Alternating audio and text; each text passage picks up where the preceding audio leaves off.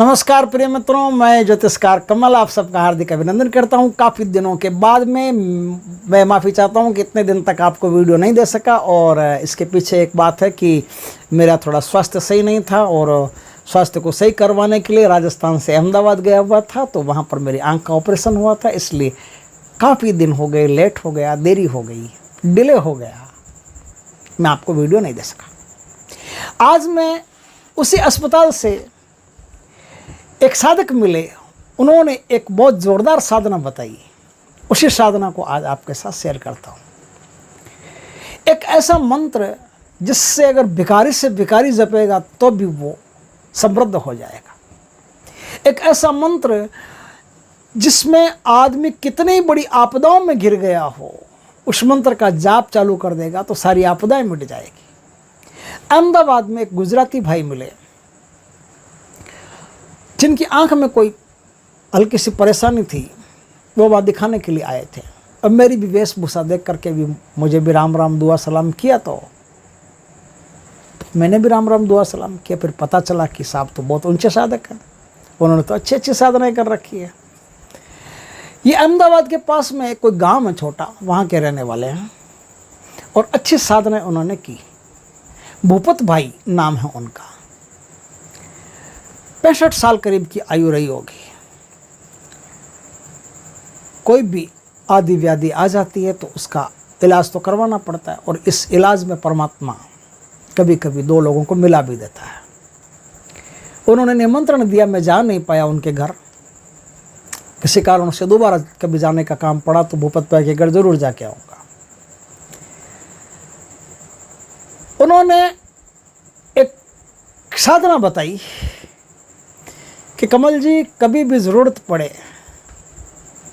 इस साधना को कर लो। इस साधना को करने के बाद में आर्थिक स्थिति, सामाजिक स्थिति, शारीरिक स्थिति सब में विकास होना शुरू हो जाएगा। मन का साधना क्या है? तो उन्होंने बताया कि साधना आसान है, कोई मुश्किल काम नहीं है। आपको नर्मदा नदी जो होती है ना, नर्मदा नदी के पास खुद जाना पड़ेगा। ये नहीं कोरियर से कोई चीज़ मंगवा लो, नहीं, खुद जाना पड़ेगा। और जिस दिन जाओ उस दिन सोमवार होना जरूरी है।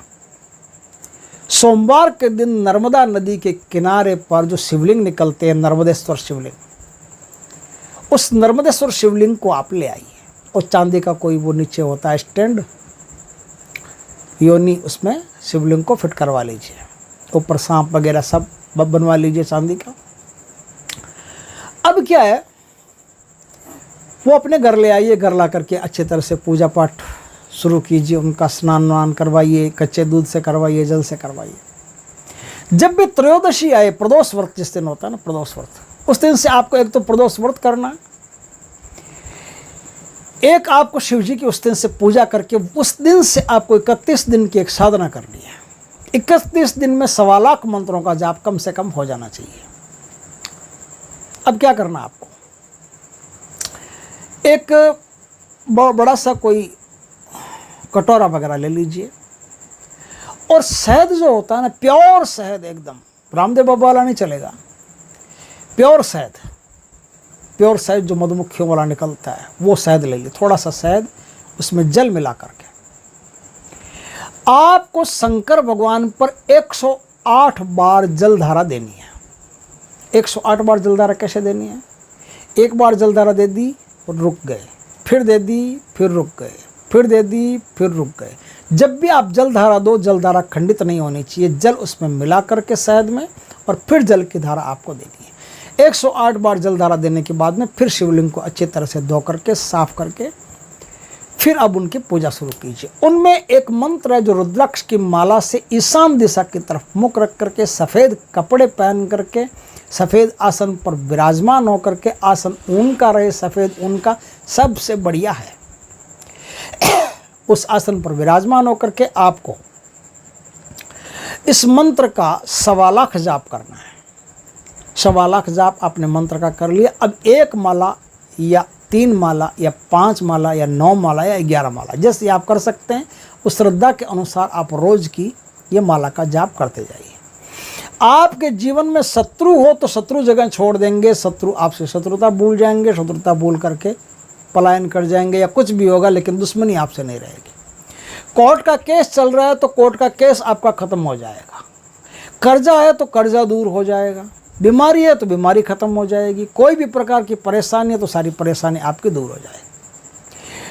बस इस मंत्र का कंटिन्यू जाप करते रहना जरूरी है। मंत्र भी एकदम सरल है, बता देता हूँ आसानी से। आप किसी को गुरु धारण करके फिर इस मंत्र का आप जाप शुरू करें। मंत्र है ओम ह्रीम नमः शिवाय ह्रीम, ओम ह्रीम नमः शिवाय ह्रीम, ओम ह्रीम नमः शिवाय ह्रीम। 3 बार मैंने बोल दिया।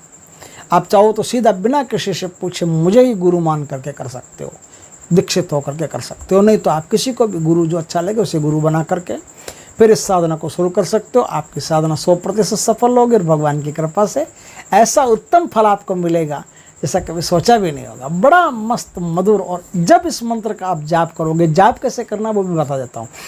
जाप आपको उपांशु करना है या फिर मानसिक, वाचिक नहीं करना है। जब आप इसका जाप करो तो होठ हिल सकते हैं लेकिन आवाज़ बाहर नहीं निकलनी चाहिए, या फिर होठ भी ना हिले तो ध्यान मुद्रा में बैठ करके इसका जाप आप करें। मन ही मन इसका जाप करते रहें, बस जाप करते रहें करते रहें करते रहें और भगवान पर जल और शहद से अभिषेक करते रहें। आपकी तमाम मनोकामनाएं भगवान पूर्ण करेंगे।